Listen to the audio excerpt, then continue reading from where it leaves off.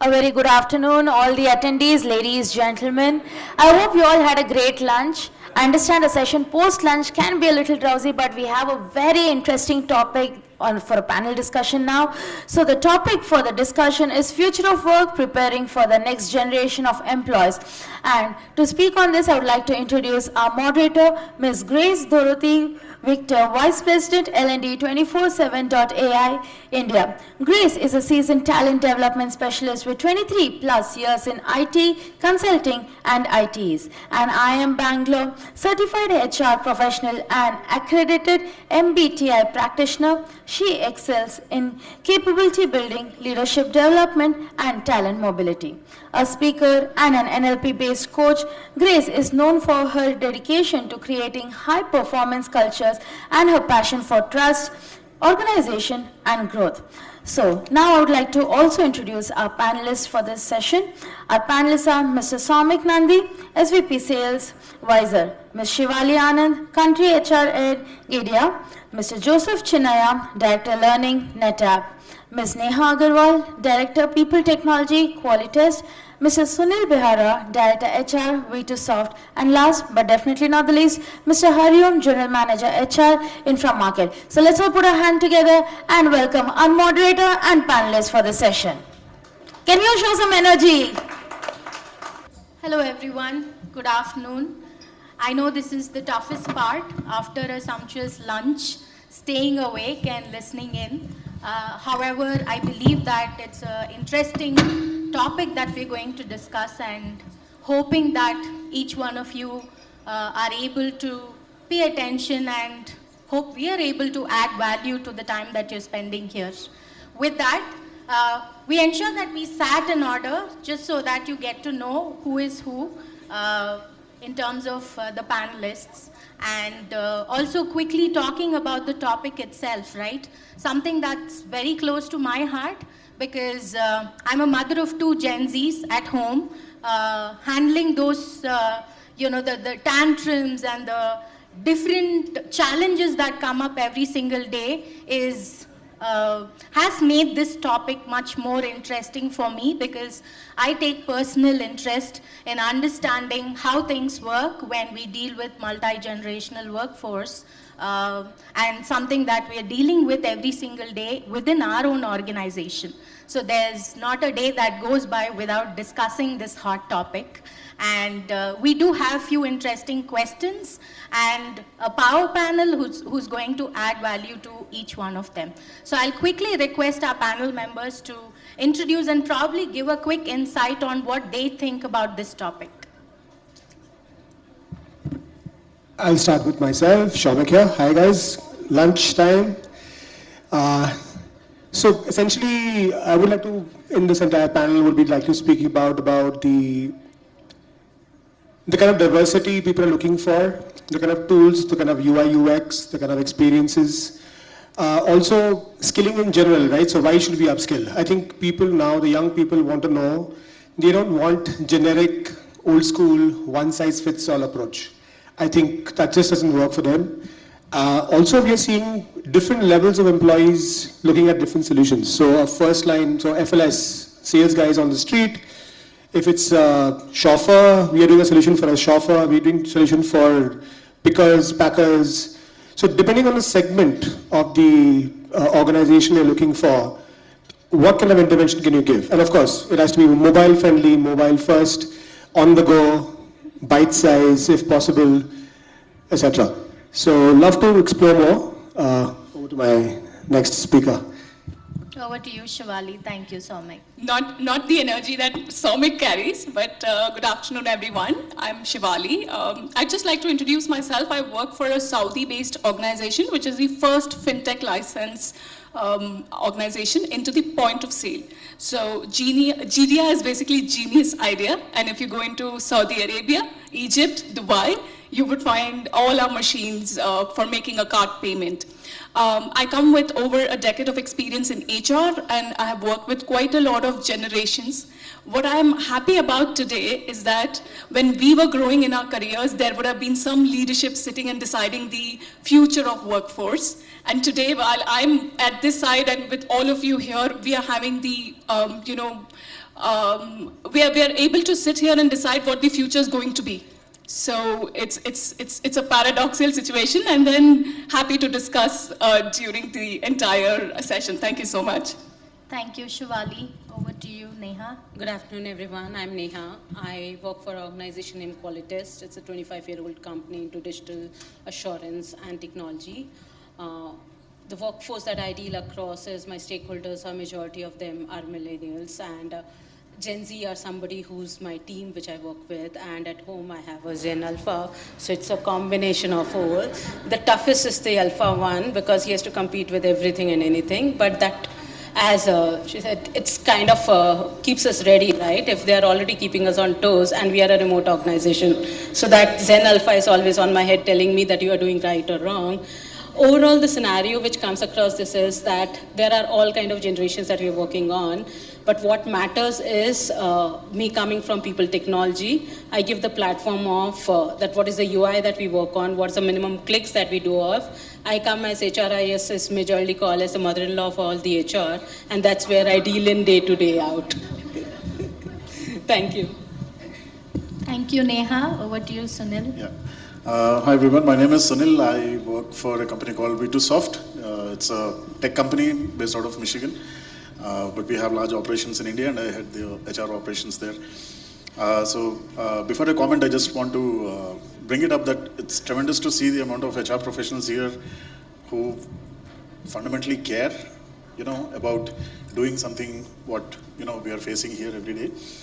I think the generation when I started, the story was different. So wanted to appreciate all of you that being here itself means that you care, right?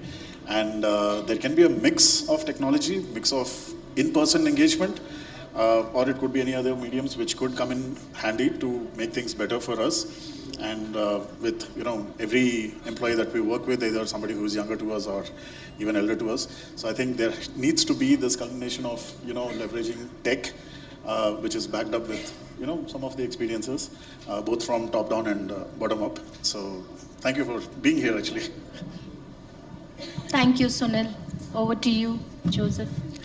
Hey everyone. So I'm from NetApp. I look after the learning infrastructure and also responsible for our AI adoption for learning.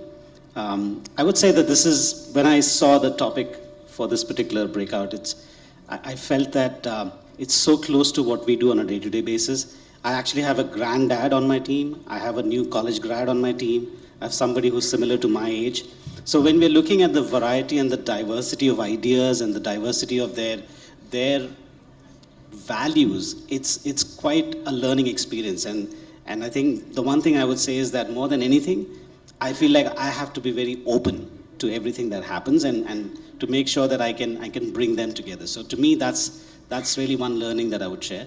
As far as technology goes, I think it's an obvious thing, but the fact that I'm in the midst of that and helping our organization adopt that, would be happy to share some insights on that as well. Thank you, Joseph. Over to you, Om. Hi guys, I'm Hario. I'm General Manager HR from Intramarket. I lead the technology piece of it. So we have a technology team and I'm the HR head for that.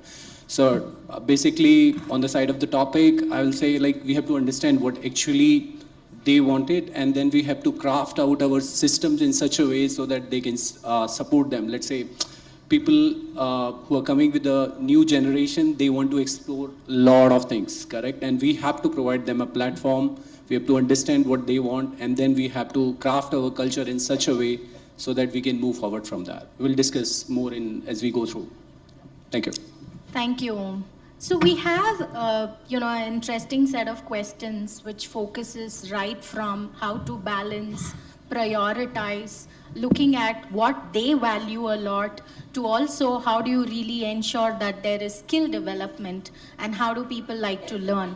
So there are different questions. While we start off with the first one, and knowing that we have limited time, we'll ensure that we focus on one question per panelist, and if someone has a compelling point to add, they can always feel free. And I'll pose the first question to you, Shivali, talking about Gen Zs. Something that we know, and a survey that McKinsey shares says very soon 27% of the population at workforce is going to be Gen Z.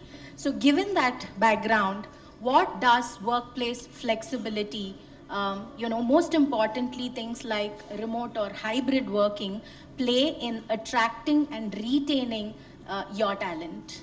Thank you so much for the question, Grace.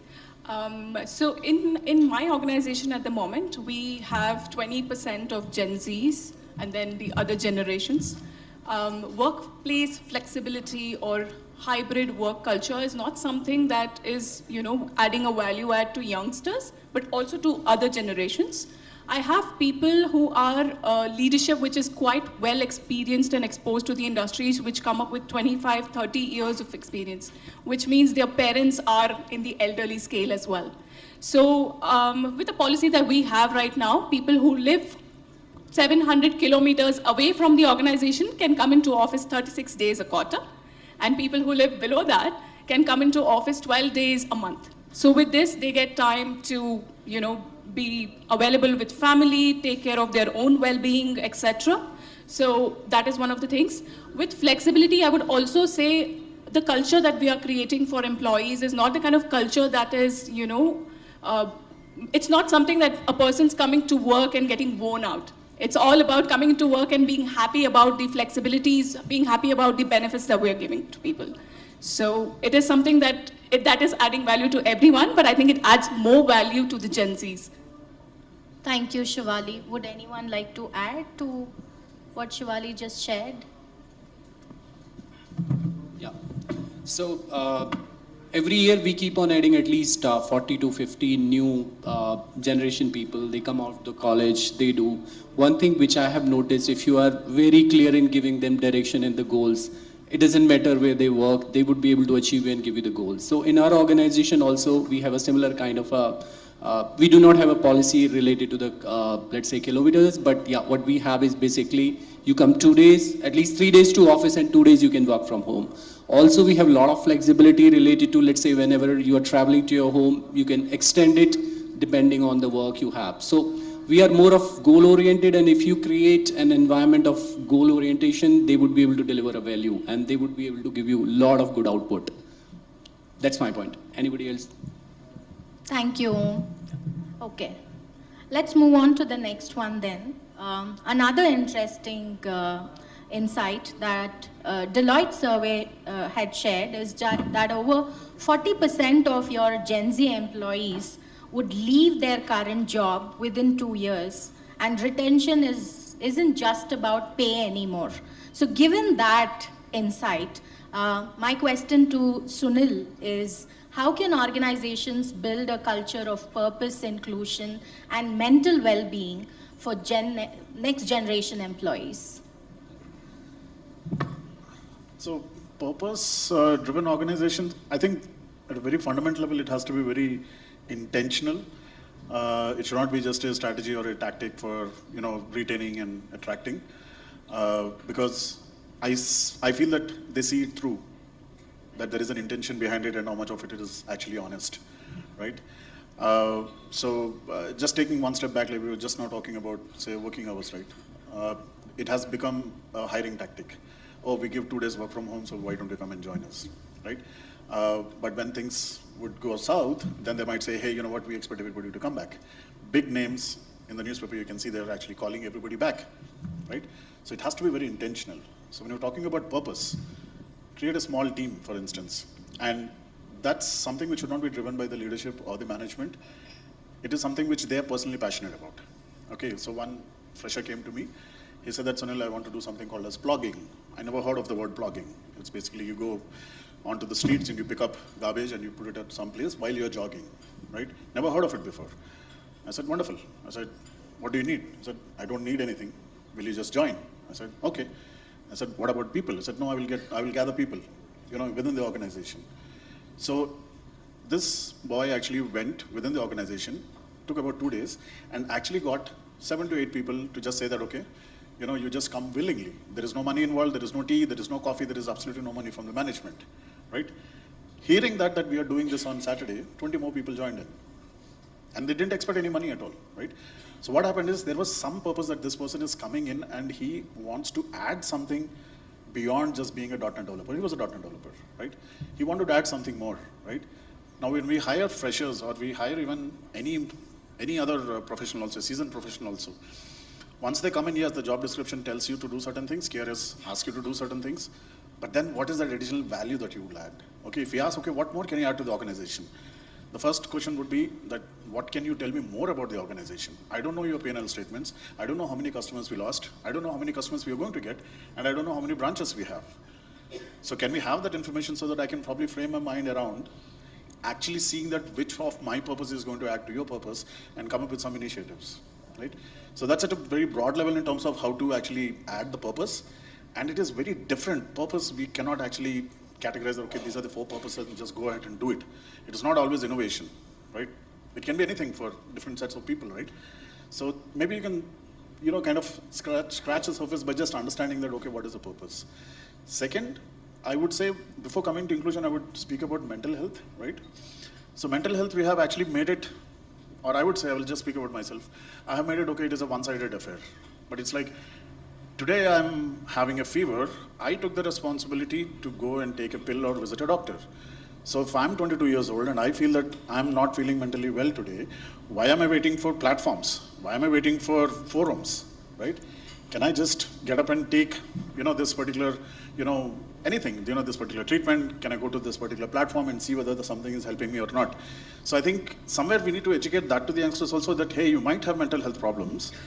It is fine to have, but it is also fine that you also find a solution by yourselves while the organizations are giving some platforms for you to go there, right? You don't have to necessarily depend on something to be there and only then go at it, right?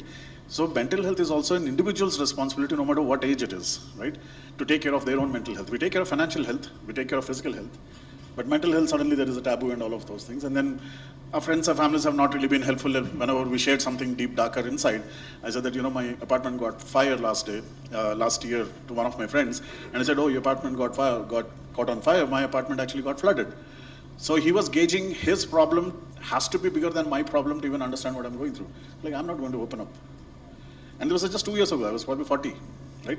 So this is in terms of how the mental health is. I think we need to bring that to the forum, that it is not just the company's responsibility, department's responsibility. Somewhere we can also say that, hey, it is okay. You also take some steps and then we will come forward to it. And then comes the inclusion part of it. I think I would just leave it with a small example. I don't know how many of your surnames ends with Jain, right? We have veg and non-veg. Where is Jain food, right? So we took this intentional attempt where we actually said, okay, how many people are Jains in my office? There were only 3 of them. Sarthak Jain, and 2 other names I don't really remember, sorry for that. And then when we had an annual event, I said, can you please have 3 sets of meals only for Jain, right? We have changed one more thing where some communities do not follow some other communities' holidays. So why should a Muslim take a Christmas leave? Why should a Christian take a Eid leave? So we said, you follow your leaves, you follow your holidays, take holidays on those days. Others are not forcing you to take holidays on those days, right? And that was a very simple thing. It is still the same public holiday, rather than one you're replacing with others, right? So I think these are some of those basic initiatives that you can actually take to actually call it as inclusive. It is not just about race, it is not about color, it is about embracing that, what is that new that you can actually accept in, right? And there is one fundamental which goes into it, which probably I would bring up again, is that when we talk about, mental health and a lot of other things, we're talking about accepting. I think the catch is adapting. Accepting is, I know something is wrong. Adapting is, I know something is wrong, what shall I do about it? So I think that's what I want to answer. Thank you, Sunil, for those valuable insights. I think when it comes to dealing with these multi-generational workforce, like you said, accepting, adapting, leveraging, because they do bring in value to the table. How do you leverage that and use that for, the benefit for the organization as well as your employees? And most important is, how do you encourage them and just don't look at the differences as differences, but how do you ensure that you use those differences for the benefit and use it as a strength? Thank you so much. Moving on to the next one, and here talking about the talent game that has changed. And to be precise, it is actually evolving. And again, another interesting aspect that half-life of skills are shrinking and down to just 2.5 years of many technical skills. In essence, the skill that you learn today, in another 2 years, they are redundant and no longer relevant. So in a changing environment like this, Joseph, the question to you is, what skills will be most critical for the future workforce, and how can companies foster continuous learning to support them? Yeah, it's a question that is answered by so many papers, so many research papers, the World Economic Forum, the skills reports.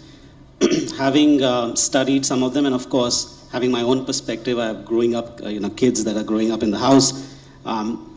One thing that I can say is that the more analytical skills, like, whether it is manual dexterity, things that you do with your hands, things that, like, for example, require mathematics and those kind of things, programming as we know, these are the skills that are actually moving into a less important sort of zone. And what's happening is that with more and more technology intervention, with more and more capabilities that are coming up in the business, skills that are more social skills, like for example, how do you build social stewardness? How do you help people understand what's the right thing to do, right? I mean, AI can do so many things, but should it do? You can actually achieve so many tasks, but is that the right task to achieve in the right way? I think it's very clearly established that social stewardness, environmental stewardness. So a lot of companies are building products that are either directly or indirectly affecting the environment. Maybe it's the waste that it creates. Maybe it's the actual product that it creates. Maybe it's the way that it's affecting ecological elements on the earth. And so how do you build skills for people to gauge these things in the future and help change the direction of the business and help change direction of people in the way they are acting, so that we can actually have a situation where we can avoid existential crisis, right? So those things are becoming very important. Things like learning about technology. I mean, just the way, we all, obviously, we are all trying to take LinkedIn courses and other courses in Udemy, and you name it, there are so many platforms that we can learn from. It's absolutely important for us to stay in touch and for us to know what can we do in a way that is actually efficient, effective, so that we are in some ways relevant to what's happening around us. But then also, when you look at the multi-generational aspect, we don't become prey to that bias that just because some people have been working in the industry for a long time, they seem to be, lagging behind, or, they don't seem to understand what's really happening in the future. So with the digital natives coming into the field, with the AI natives coming into the workforce, it's really important that everybody stays at a level where they have that basic understanding, they know exactly how to use the tools of the trade and be current. The one other thing I would say is that creative skills are still going to be very important. I mean, that's one thing really highlighted by the World Economic Forum, that our ability to think beyond data, because AI will always operate on data, but the way we think, and recently I saw a post by Shekhar Kapoor, which I commented, and I really liked what he said, is that humans can actually decide based on intuition and counterintuition, whereas AI will always decide on data. So you may think like, I have all the data, but I'm going to do something else, right? And that's an important aspect of creativity, where you may actually come up with something that's brand new, that doesn't exist in the world, because we as humans have that creative power. So to me, some of those skills are really, really important. The one other thing I want to talk about, because we have a lot of educational technology companies and their representatives here, the learning aspect, is really changing. So our ability to learn and master things is going to be very crucial. But for people who are teachers and people who are coaches, that's a piece that seems to be really getting challenged as we go forward. So as you know, I mean, if anybody's seen the Two Sigma problem solution by Khan Academy, Salman Khan, you would have seen that there's no longer a problem of scaling, instruction. We had colleges, we had schools because we had to do one-to-many, because we did not have enough teachers. We did not have the tools to really teach everybody one-on-one. But now with the tools we have, everybody can be provided a personal tutor. Somebody, who can actually be knowing exactly what you need and can help guide you forward. So in that sense, the way we are thinking about learning, the way we are thinking about people's ability to gain a new skill, it's fundamentally shifted. We are in a totally different zone. And that's where I feel is a huge advantage for us as professionals coming together and talking about these things and creating a strategy for it. Yeah, Soumik, you want to I add? would love to add this. Joseph, great points. When you talk about anyone who's learning, I think one thing we are missing out, and I think I want to add to that. Why should I learn something? We have all the licenses in the world. Every client I speak to, every HR team I speak to, your completion rates, login rates are in single digits. Why are people not using the tools you're buying? You're investing so much money into investing into tools, but no one's really using it. I think the new generation is not like us. I'm 40 plus, I'm 44. The way we were taught, we were learned, we're telling you, do it. We've been told, do it. Don't question. Don't ask why. The generation today doesn't accept that. You have to give them a why. And I think it's extremely important that we dovetail that why into the journey. It has to be, it can't be forced. It has to be something that they do it on their own, because you cannot drive this at scale by forcing people to learn. I think that's absolutely clear. We've seen this with many clients, we've spoken to many clients. Irrespective of the learning library you use, why should someone do it? And I also believe, just to segue and add on to that point, whichever library you choose, why do you choose the library first? Why are you getting stuck into a license, Raj? When you get into a license and you get stuck with something, you see your competency, see what people are asking for, and you pick and choose from a modular approach of a marketplace, right? Why do you want to get stuck into that? So I think it's extremely important that we think about this, how we're going to get out, because we talk to all our children, right? A lot of us have children over here. Do this, why? Go here, why? So that why has to be answered. I think that's extremely important. Thank you, Soumik. I think that's a real problem that each one of us are facing, even at workplace, when projects are given.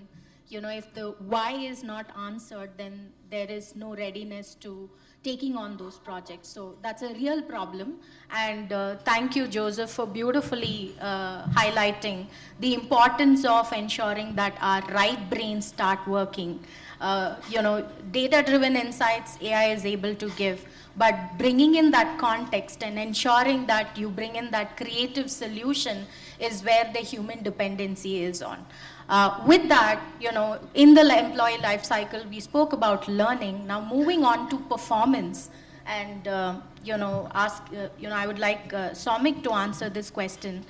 Again, talking about purpose, you did highlight on that. Purpose is a performance driver in organizations. And today, young professionals want to contribute to something larger than themselves, and that's reality.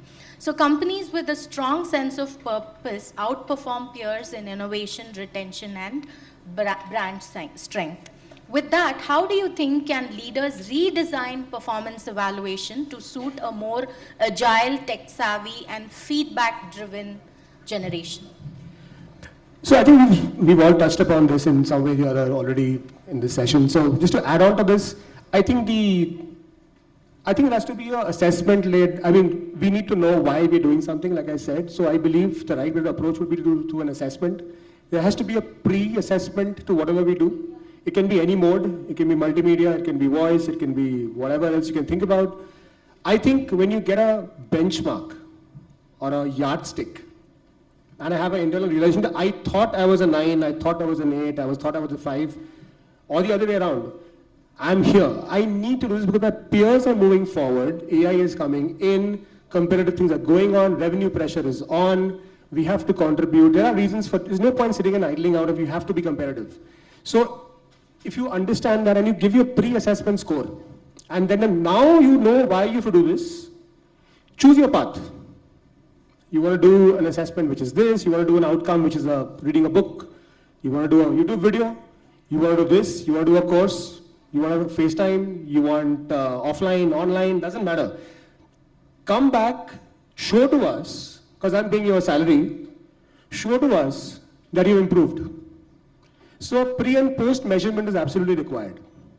Why is it required? Because if this also enables the guy who's working, the employee, to know why he's there and what does he have to be doing in the larger picture.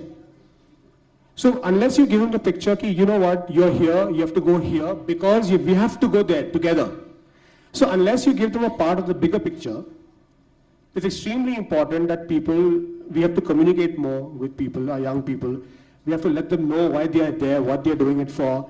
Working in silos, telling people randomly that you have to do this just because you're junior is absolutely suicidal, because we know that the people who are juniors today are significantly smarter.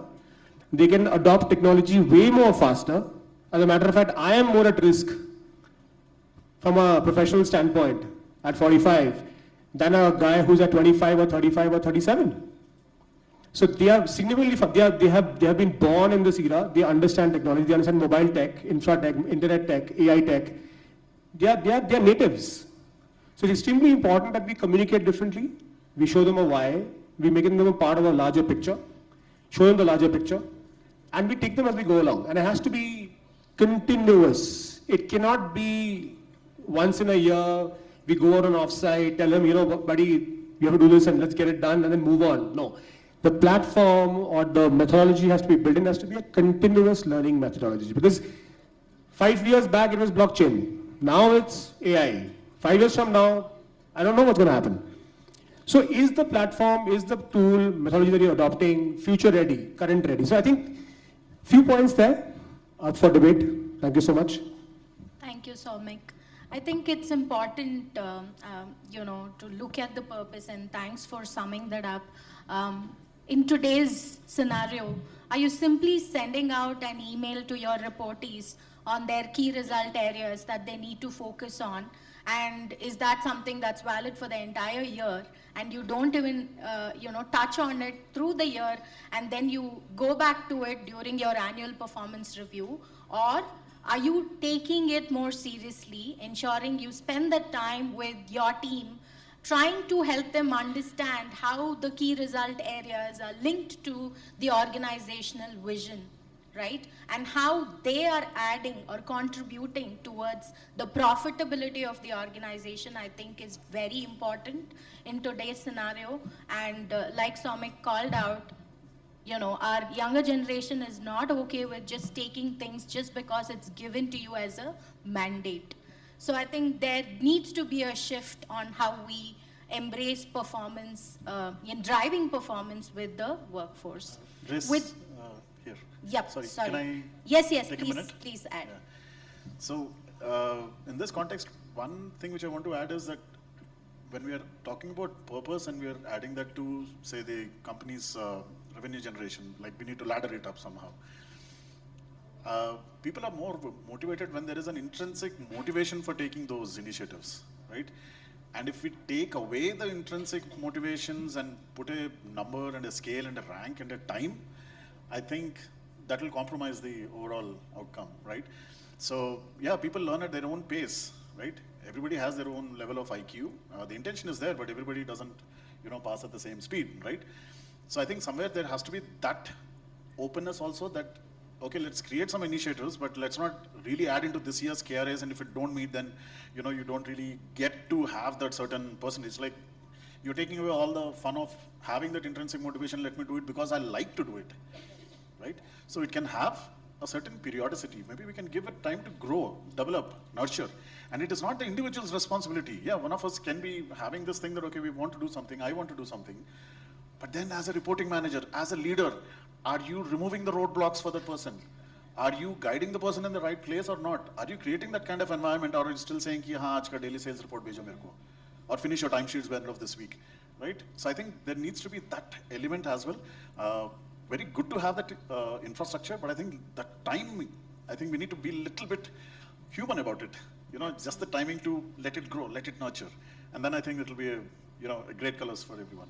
Absolutely. Thank you, Sunil. I think the whole aspect of approaching it with, that human touch is important. And that makes a lot of difference. Yeah. So quickly moving on to the next question, and I think Sunil already spoke about, touched on it a little about mental well-being, and in today's scenario, mental well-being has become a non-negotiable, and burnout and mental health are top concerns for younger employees. More of Gen Zs very quickly slip into depression and have no idea why they are in that state as well, right? So according to a Gallup survey, Gen Z and Millennials report the highest levels of stress and anxiety in the workplace today. So with that backdrop, what are some of the best practices for creating engaging onboarding experiences for digital native employees, Neha? The first and foremost thing that we need to understand is where do we stand right now? What kind of population, what kind of workforce are we dealing on to, right? When we talk about this, somewhere down the line, depending on industry to industry, IT, edutech, pharma, whatever industry, what kind of workforce do we have? It's a mix of Gen Z, it's a mix of millennials. There are organizations which have average young age of 28 years. There are people who are organizations which have average age of workforce of 35 years. So we need to do, as it says, one size does not fit all. If you look at the numbers, right, Gallup says that 89% of workforce says that they did not get the right onboarding experience. At the same time, SHRM study says that if the onboarding has gone right, 69% of the population stays back for at least 3 years if the onboarding has gone correct. So I would not speak about my organization, but I talk about industry in general out here. So when you see these numbers and you see the results which takes care of it for your onboarding, what matters is that at this point of time, we are talking about individuals who are moving workforce from one industry to another. We are talking about workforce which are moving into the same industry or the verticals which we are talking about, right? It also talks about the various career transitions they are going around and where do we put them on our organization at a pedestal wherein they understand where we are on to, what the culture they are getting into. So in the previous time, what we had was when an employee gets onboarded, a candidate to employee experience which converts, it starts on the day one of joining. That is not the case anymore. Many organizations like Microsoft or my current organization as well, we start our onboarding experience 30 days before the date of joining, right? So we have the continuous catch-ups with them, follow-ups with them. We take them through a virtual cultural journey which are there, what kind of roadmaps, career roadmaps they're gonna have, what kind of work that we do around, right? It's a kind of a virtual conversation and the touch that you get. So before they join, they have a fair idea of what kind of organization they are joining. That also takes care of the dropouts at the last date because they know where they are coming across. That also takes care of the first 30, 60 days of the people joining and they're not very happy and they're saying like, okay, this is not meant for me, let me look out for something else. So your pre-onboarding exposure to the employees or the candidates takes care of that they are on board, they are somewhere attached and they have an idea and understanding of what your organization have a particular diversity about, what is the kind of culture they follow. That's one thing. Now the second thing which majority of the things which comes into picture is when we are joining, right, you are no more doing a care of, you have done a lot of documentation at your recruitment time, then you do a lot of documentation at your onboarding time. Coming from the back to my HR technology where I work on, right, we need to ensure that our ATS, our recruitment tools talk to where your employment things comes across. If somebody has given data at the recruitment stage, that flows into various platforms that you have. Whether you have a different ATS platform or HIS platform, the data has to flow in. That is a very important factor wherein we need to reduce the number of clicks or the number of data sources the employee provides, right? It has to come into picture. This is something of onboarding that we need to take care of. Similar thing when we talk about is, we talk about buddy program is not new. AI is not new. Gen AI, something is very new. AI has been there forever. But we talk about Gen AI, then these are things that if you want our new generations, if want new employees, if it's part of your organization deliverables, your programs, your platforms are already equipped to it. So if you're joining in now, your data flows in from one place to another, your historical things that you're putting across flows to another, your managers are already assigned, they know from day one which is your manager, your onboarding as well as the training program is based on the business unit or the programs that you're going to work on. It's not a generic one fit all. So these are some of the things that we need to take care of, ensuring that we are catering to all people. It's not that Gen Z or millennials are specifically looking for, Gen Z wants that they want an immediate onboarding, they don't want to go ahead on multiple papers and all. It's everybody, right? It's a majority of the organization that you're putting across and saying that, okay, fine, we are ready, we are done with the paperwork, we have done it one time. These are the training programs that we have pictured. This is a 30, 60, 90-day charter based on the organization or the BU that you're joining. These are the programs that you're working across. There's a buddy which is assigned who is there for you when you need it, right? And this is what the teams that you're working on. So you have a very clear charter portrayed around with them and they are ready to work onto it. Rather than you going back, hampering on 30 days, you're doing 5 days of onboarding, individual onboarding, one hall, everybody doing the onboarding. That's how things are going to work out. The more we adapt, the more we make it lesser clicks, the more we make it more friendly, the more we make it more approachable for, right? That's where our organizations and the culture is going to go ahead with. Thank you, Neha. I think the message is, are we going to scare the employees right on day one with lengthy onboarding processes, or are we adapting to making it more transparent, making it more simple, that they get that impression that things are easy and I will be able to maneuver through such simple processes. I think your onboarding experience gives a glimpse of how complicated the organization could be, right? And thanks for those insights. But just to add to it, talking about mental well-being, what are some of the practices, maybe a couple of y'all could pick up that focuses on well-being of your employees, irrespective of which generation they are in? Grace doesn't see me. I actually had taken the mic earlier. Sorry. So Sorry. there's one thing I really want to add is having an employee value proposition. Knowing your competitive advantage over other people, be it mental wellness, be it purpose-driven, be it anything. It's very important to read through. Like, for example, in this organization, how am I feeling like an employee? Not privileged as an HR head who has access to business. I know if it's going in losses or if it's going in profits, what are the bonuses going to be, etc. But from an employee perspective, so for all the HR leaders, when you go back today, just write down what is your unique value proposition for an employee in your organization. How exactly are they feeling? The difference between, just withstanding to work or standing tall enough to be very proud that I'm part of an organization. That's something I wanted to add. Thanks. Thank you, and sorry about that. Okay, anybody else would like to? Yes. Yeah, Joe. just wanted to say, I think a lot of our practices, a lot of our processes have been built up over many years. And I think somewhere the adaptability of our own mindset to say, okay, this person is coming with a different mindset. They have different expectations, right? So if we're going to be very strict about some of the things and we try to pigeonhole them within certain policies, it may not really work. So, a lot of companies are trying various, ways of engaging people in different ways. Like maybe there's an audience that really loves cricket, so we have more cricket tournaments. There's some audience that loves cultural, activities. So we have a band at our office, right? So people can come in and join the band. They can express themselves in different ways.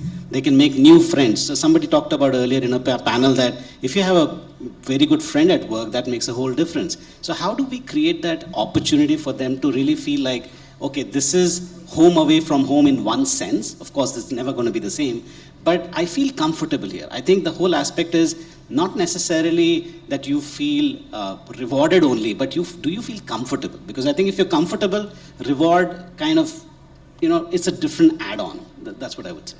Absolutely. I think just to add to that point is whether we feel belonging, right? That sense of belongingness is very important. Thank you so much, Joseph. And, I think we had some interesting questions. Just to sum up with, to the entire panel discussion, what are some of the practices that you think organizations should adapt to ensure that they future-proof, the organizations for the emerging workforce that's coming in. I can go first, or? So, gone are the days where all the employee feedbacks were, back in the rooms, and it was on an access to the management or on an access to only the CHROs, etc. What we do here, we get the entire results out and create special focus groups within the organization. There's a special mapping that is done in the background where we make sure people from different experiences, different backgrounds, different generations are put together in one particular focus group. We show them the results that the organization has got, and we ask them for their feedback, so that you know that it's for the kind of people you're working with and working for. It comes from their own side. So that is one of the practices that has, increased our feedback to quite a good, so that's the thing. Thank you. Thank you, Shivali. Yes. Yeah, I think there will be a plethora of things, so I just want to add my 2 cents to it. All of you might have your own initiatives, but if you could just add these 3 elements to it. First is psychological safety. It's free. You just have to have an intention. It's really free, right? But it goes volumes. Psychological safety. For, I think, the next 10 years, if you're talking about as a generation, I think that's essential. Okay. Second is empathy, right? What I observed is we have already created a divide, us versus them. That generation, this generation, that generation. Like, why are we even already talking about biases here? And we are saying don't be biased, right? Empathy. And employees come to me and they say that, oh, management decided this, management decided this. Like, is the have you ever cut a check for the employees, right? Do you know what the CEO is going through? I never run an organization, I don't know anything about it, but all I know is that CEO has got too many things on his or her mind, or the business owner, right? And as HR, if you're able to just give some, support as a business partner, I think that's the biggest contribution we can actually give, right? So I think empathy should also go to that do you empathize with your CEO? Do you empathize with your business owner who's started with 4 people and now has got 70 people and is really struggling to meet ends, and you still have a payroll to go, right? So I think empathy goes all the way up and down. It's not just that, we have to be empathetic towards them. And I think the very first fundamental among these 2, I would say, is trust. Okay, again, it's free. It's not trust fall exercises and all of those things. Trust actually goes along with empowerment also. So suppose for instance, you're in my team and I have to say that, I empower you, Grace, to do this. Okay, it makes no sense. Okay, empower to do what? Okay, I can take A decision, B decision, but yeah, for C decisions, you come to me. That's not empowerment. Empowerment is when you tell some information about the company to the person whom you have just empowered, and you are nervous about it that you have just shared that information. So this is what I did. I took one of the employee in HR, and I actually said that, okay, this is the salary structure of all our employees. Okay, and I spent 20 minutes. I said, this is the least paid employees, this is the highest paid employees, and this person is in HR. I said, do you have any questions? The person had questions. Why are they paid so much? I had answers. Why are they paid so less? I had answers. I never touched payroll after that, because I actually gave that empowerment along with information, along with guidance, and the context of why it is being done. The person has been running payroll by herself for the past 3 to 4 years, right? So I think the trust really comes with, your knees should get weak when you have empowered somebody. If you're really giving empowerment and you're still feeling safe about it, then it's like, that's not really empowerment. So trust, empathy, and psychological safety.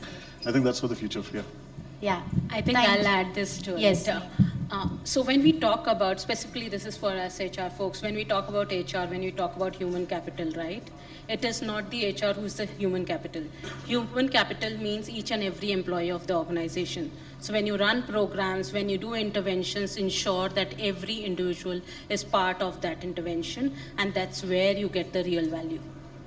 Thank you, Neha, and thank you, Sunil, for beautifully summing it up, right? I think that psychological safety is so relevant in today's scenario with the economy taking a turn and everyone is so, there's a lot of ambiguity, right? And therefore, in organizations, as individuals who are custodians of people, how are we ensuring that we create that psychological safety is of pivotal activity that you need to take on, and of course a very interesting insight about how do you empower, and are you feeling good about empowering others, or are you feeling skeptical about it? I think that's another interesting insight. So with that, we conclude our panel discussion. Thank you so much for all your interesting insights, and thank you audience for being patient and listening in to us. Probably due to paucity of time, if you have any questions, we could take it offline once the session is done. And yeah, thank you so much.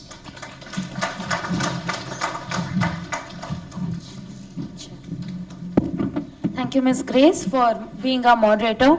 And thank you all the panelists for being sharing such wonderful insights. I request all the panelists and the moderator to kindly stay back on the dais.